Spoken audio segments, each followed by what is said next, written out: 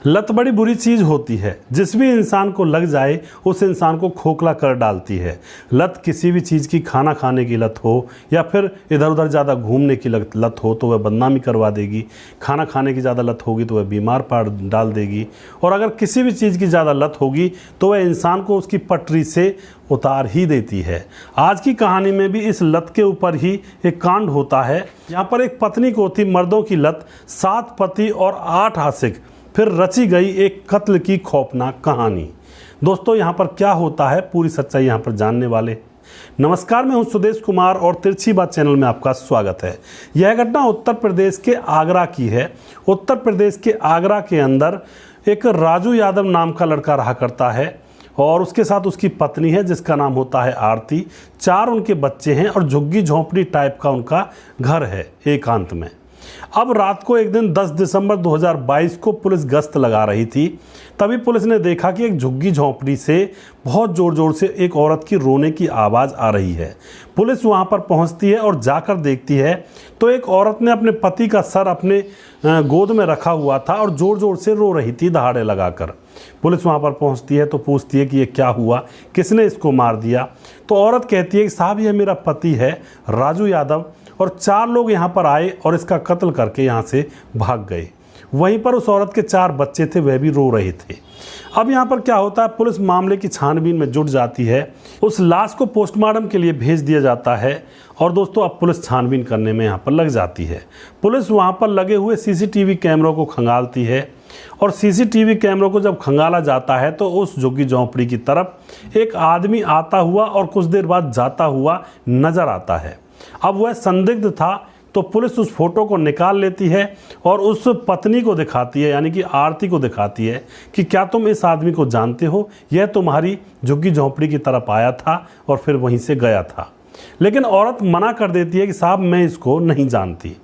अब यहाँ पर क्या होता है दोस्तों, अब पुलिस उस फोटो को चुपचाप अपने पास रख लेती है और फिर कुछ देर के 1-2 दिन के बाद पुलिस उस फोटो को आरती के बच्चों को, उनमें से एक जो बड़ा बेटा होता है उसको दिखाती है। तो वह जो लड़का होता है आरती का, वह कहता है कि हाँ अंकल, मैं इसको जानता हूँ, यह तो पड़ोस में ही रहता है और यह कबाड़ी का काम करता है, इसका नाम है रवि और यह अक्सर हमारे घर पर आया जाया करता है। जैसे ही यह बात वह बड़ा लड़का बताता है तो अब पुलिस का पूरा शक आरती के ऊपर चला जाता है, क्योंकि उसने उस आदमी को पहचानने से मना क्यों कर दिया, सवाल यह उठता था। और वह आदमी जबकि उनके घर पर आया जाया करता था और पड़ोस का ही रहने वाला था। तो आरती के ऊपर शक तो होता है पुलिस को, लेकिन अभी पुलिस आरती के खिलाफ कोई कार्रवाई नहीं करती है, उस कबाड़ी वाले को ढूंढने में लग जाती है। तो यहाँ पर पुलिस उस कबाड़ी वाले को पानीपत से गिरफ्तार कर लेती है और दोस्तों उसके बाद आरती के पास उसको लाकर खड़ा कर देती है और फिर पुलिस सारी घटना आरती से पूछती है कि बताओ किस तरह से तुम दोनों ने साजिश रची थी।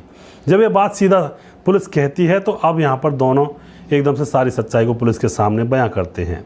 दोनों बताते हैं, जो आरती होती है वह बताती है कि उसकी पहले 7 शादियां हो चुकी थी और यह जो मेरा पति था राजू यादव, यह उसका 7वां पति था, अंतिम वाला, और अब उसको प्यार हो गया था इस रवि नाम के कबाड़ी से। अब वह इससे प्यार करती थी और इससे शादी करना चाहती थी, क्योंकि इस पति ने ज़िंदगी में मौज ही ली थी। इसने एक शादी के बाद इसको दूसरा पसंद आया, फिर तीसरा, फिर उससे मन भर गया, फिर चौथा, 5वां, इस तरह की इसकी चयन प्रक्रिया चली हुई थी। तो यहाँ पर भी ये इस चयन प्रक्रिया को आगे चलाना चाहती थी।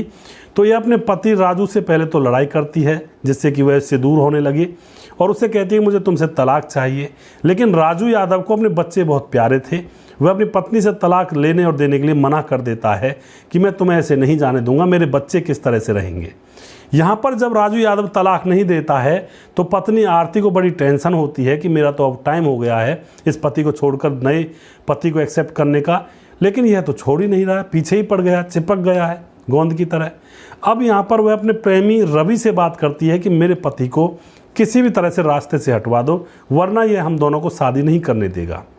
रवि भी पूरा बेवकूफ़ था, उसको जानना चाहिए था कि यह औरत आखिर करती क्या है, इसका तो धंधा है एक पति को छोड़कर दूसरे को पकड़ना। रवि उसकी साजिश में शामिल हो जाता है क्योंकि उसके अंदर भी हवस जगी हुई थी, वह उस औरत के साथ हवस किया करता था, उसके साथ प्यार किया करता था, ढोंग किया करता था। अब यहाँ पर दोनों साजिश रच लेते हैं और रात को सोते हुए राजू यादव को वह पत्थर से, ईंट से उसके सर को कुचलकर बुरी तरह से तड़पाकर मार देते हैं, उसकी आवाज़ तक नहीं निकलने देते हैं। उसके बाद जो रवि होता है वह कहता है उस औरत आरती से कि तुम ऐसा करो, इसको घसीटकर आंगन में ले जाओ और वहाँ पर इसको गोद में इसके सर को रखकर ज़ोर ज़ोर से दहाड़े मारकर रोने लगो, और मैं यहाँ से घर जा रहा हूँ, और कोई आए तो कहना कि कोई 4 लोग आए थे, वह इसको मार कर चले गए। दोस्तों इसी तरह से वह औरत करती है, लेकिन औरत अपने चुंगल में फंस जाती है।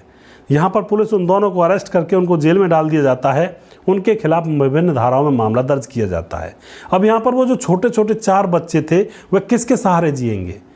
ना उनकी माँ रही, ना उनका पिता रहा, और ना ही कोई ऐसा रिश्तेदार है, क्योंकि वे तो झुग्गी झोंपड़ियों में रहा करते थे। तो अब वह किसके सहारे जिएंगे? वो बेचारे भीख ही मांगेंगे। तो एक ऐसी औरत के कारण एक इंसान की जान चली गई, खुद की ज़िंदगी जेल में कटेगी, दूसरे प्रेमी की ज़िंदगी भी जेल में कटेगी, 4 बच्चे अनाथ हो गए, वे भीख मांगते हुए घूमेंगे। तो यह होता है हवस का अंतिम अंजाम। बार बार मैं यही कहता हूं कि हवस का बहुत ही खौफनाक अंत होता है।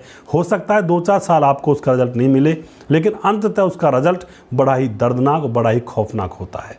जितनी भी मैं घटनाएं लेकर आता हूं, सब में जो हवस का खेल होता है, उसका जो अंत होता है, बड़ा ही भयावह होता है। तो सावधान रहें, इस हवस से दूर रहें। चाहे कुछ भी हो जाए, हवस के चक्कर में बिल्कुल ना पड़ें और इससे दूर रहें। अपने बच्चों का ख्याल करें, अपने परिवार का ख्याल करें। समाज में रहना है तो इज्जत भी होनी चाहिए इंसान की। बिना इज्जत के तो समाज में रहना भी बेकार है, जिसकी कोई पूछ नहीं होती है। तो शान से रहें, अच्छे से रहें। दोस्तों अगर आपको हमारा वीडियो अच्छा लगता है तो इसको शेयर ज़रूर कर दिया करें, यह हमारे ऊपर आपका बहुत बड़ा उपकार होगा। अगला प्रोग्राम बहुत जल्दी फिर से लेकर आऊँगा किसी सच्ची घटना के ऊपर। तब तक आप खुश रहें, सावधान रहें और हवस के शिकार ना बने, ना किसी को बनाएं। जय हिंद, जय भारत।